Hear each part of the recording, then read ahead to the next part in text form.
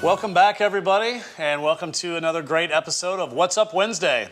I'm here with Miss Emily Como from eXp. My name is Todd Buckman. I'm a loan officer with Standard Mortgage. And as always, we're here to clear up any mystery and provide insight into the home buying and lending process. Emily. So last week we asked you guys to submit any questions that you might have when purchasing a home. And we have a few that we want to share with you today. So I'll start off. Good deal. Our first question is from Ashley. Hey, Ashley. Hey, Ashley. So Ashley asked, why should she buy instead of just renting? And so there's a lot of benefits in home ownership. You get a lot of tax breaks. For number one, you can deduct your PMI, right, Todd? PMI? No. Yeah, like your mortgage insurance? No. You can't? No, your interest. You can I deduct mean, your the interest. Yes. I mean, and Real estate agents. You can deduct the interest, but not the private mortgage insurance. Okay. We'll get to that in a minute. anyways, continuing on.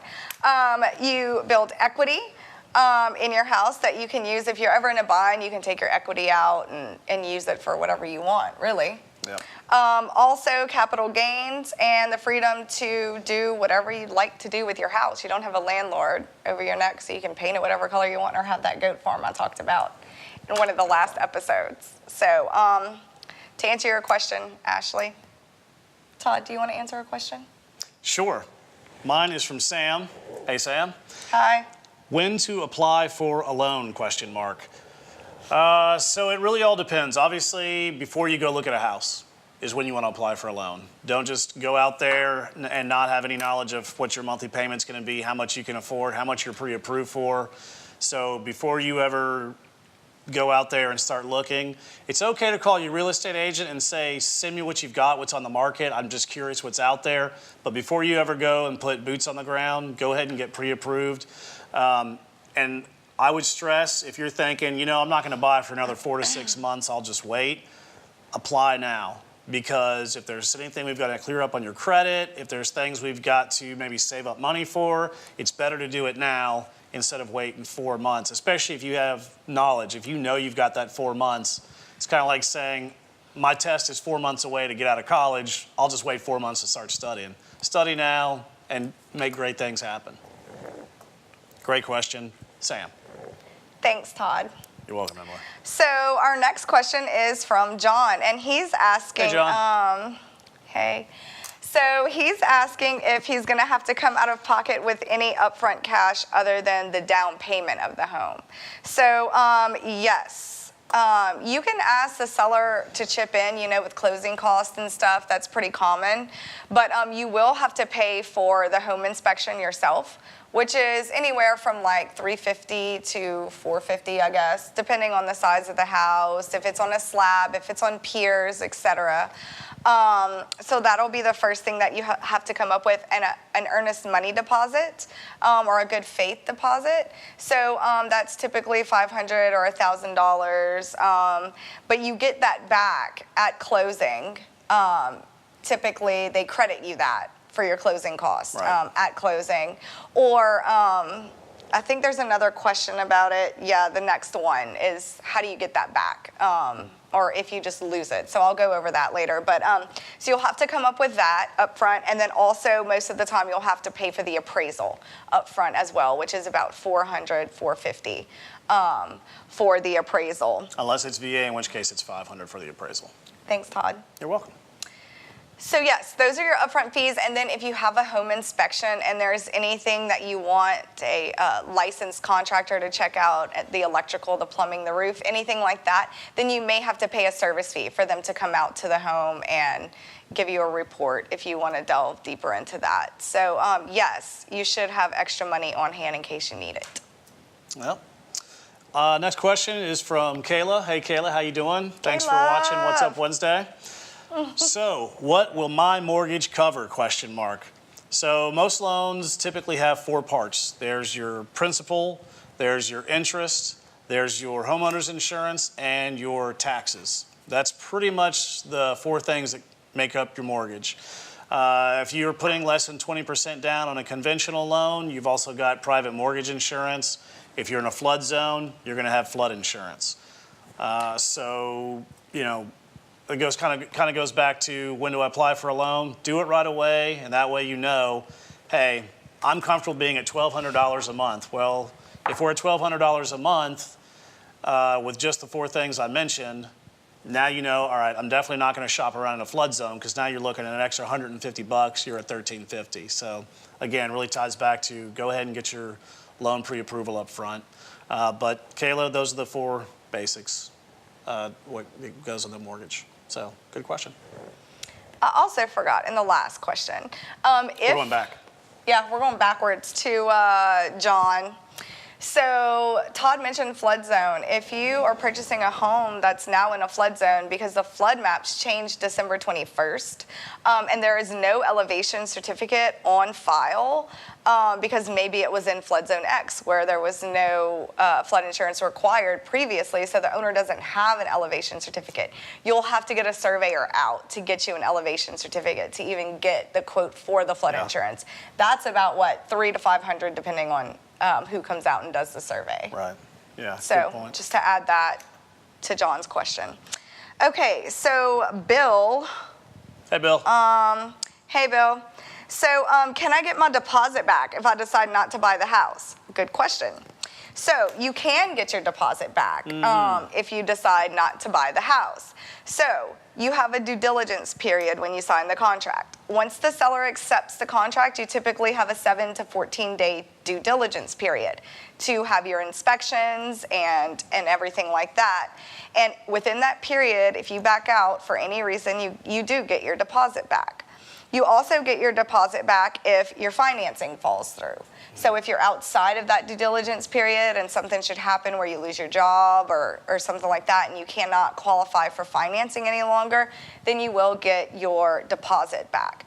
Also, if the home does not appraise for the contract price and the seller refuses to reduce the price to the appraised amount, then you can back out as well because the lender, Todd, will only loan on the appraised amount. Correct. Also, if the home that you're purchasing has a septic system or a water well on the property and the seller refuses to get it pumped out and inspected and provide a clean sewer bill to the department, sewer inspection to the Department of Health, then you can back out of the contract as well. But it's not if it has public sewer and water, only if it's on site. So yeah, those are the reasons that you can get your deposit back, Bill. All right. Next question is from David. How's it going, David? How do I get the best mortgage? Call Todd. Next question. Yes. Fabulous question. Great question. Good answer. What do you got? Okay, I guess we're not elaborating. So we're just going to roll with it. That's what we got. Let's go to Charlene. Hey, Charlene. Charlene asks, how do I schedule the home and pest inspections? Who do I call? So your real estate agent will typically have a list of home inspectors and termite inspectors that they can give you and good recommendations. And your agent can schedule it or you can call and schedule it, either way. But that needs to be done within the due diligence period, whatever that might be in the contract. Okay, very good. Luke asked, what is PMI? And if you've got it on there, then it's going to be also part of your mortgage on a monthly basis. Private mortgage insurance. Basically, if you're going to go on a conventional loan and you're putting less than 20% down, you will typically have to pay PMI. Now, it does fall off once your home to value reaches that 80% mark. Typically, it takes about 7 to 8 years, and then it goes away. On average, it costs about $120 a month. This is an average. You know, obviously, the more expensive the house, the least expensive the house, it adjusts a little bit. But there are some things you can do, like paying for single borrower paid upfront mortgage insurance. You get it at a discount, and it won't be on there on a monthly basis. But if you're going to be going with some other government loans, like RD, there's an RD fee on there each month. Same with FHA. They've got a fee. They call it something different, but it's basically insurance should the loan default, basically. So that is what PMI is. Thanks, Luke. Okay, so last question for me is from Patrick. Hey, Patrick. Hey, Patrick. Or Pat. So Pat wants to know what's included whenever he purchases a home, or appliances included. So Patrick, good question. Any built-in appliances are included. So if the microwave is built in, if the range oven is built in, those are all included. The dishwasher. Your refrigerator is considered a movable, so it doesn't just automatically come with the property. The washer and dryer are not, they don't automatically come with the property. Any fixtures in the house, light fixtures, fans, chandeliers, unless otherwise stated in the listing, they do come with the house. Now, like, there's a trampoline or a swing set outside or something that's just like really massive that the seller may or may not bring, you should ask your real estate agent. Always ask your real estate agent if you're unsure about what stays with the home, or if there's something that you'd like to remain with the home that won't remain with the home, because you may be able to negotiate that in, like an armoire or something that's built for the house, specifically bookcases or something like that. So I hope that answers your question, Patrick. It answered mine. Did it? Good job. Good. Yeah. Andrew, last Awesome. question. What are mortgage points? Good one. Mortgage Andrew. points, yeah. Mortgage points, also known as discount points. Basically, it's an extra fee you can pay if you want a lower interest rate. So that kind of fluctuates as to, what the rates are doing that day. You won't need to pay him if you go with Todd, though. His rates are so low. Well, thank you so much. You're welcome. Appreciate that. Anytime. She's right. I am, always. Yeah. And Usually. So, yeah, always right. So, basically, what you would want to do to figure out, is it worth it to pay down my interest? Look at your interest rate, see what your principal and interest payment's going to be each month, then decide, if you have to pay, say, $500 to save, $10 a month, is it worth it? Well, figure out after so many years, you take 500 months divided by 10, that's 50 payments, so it's, You're the math guy. No, I don't. Right. It's fractions. Don't Yeah. don't even ask me about that. Yeah, typically it's worth it though. It'll pay for itself if you pay it off, or if you pay it down a little bit. Yeah, so good question. If you do have the money up front, it's probably in your best interest, though, right? Because your interest rate is over 30 years. So if you can come up with a little bit in the front, it'll save you a lot in the long run, typically. Exactly. So yeah, again, just basically take how much it's going to cost you to buy it down, divide that by the difference in the monthly payment, and that'll equal how many months you're basically going to pay for itself to buy it down. That sounded confusing to say. That sounded confusing to hear. Call Todd. Yeah, call Todd again, Yep. because Todd is awesome. Oh, hey, she said it. She's always right. Anyways. Yep. Very good. All Yeah. right. Ladies and gentlemen, thanks so much for tuning in to another great episode of What's Up Wednesday. If y'all have any questions that we haven't answered, please feel free to send them to us. And go to our What's Up Wednesday channel and subscribe. We're still trying to get to our 100 subscribers. So please help us out and subscribe. Look forward to the next one. Take care.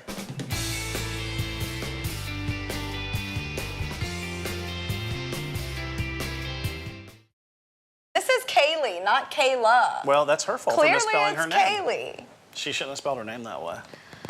Yeah. Hey, buddy. Who let you on set? What's going on with the... Hey. That would have been funny. The kid. Hello, child. Hello. You got any mortgage questions? He had one. Oh, yeah. No. Microphone check. 1, 2, 1, 2. Get along with Todd. Get a loan. Why can't we all just get along?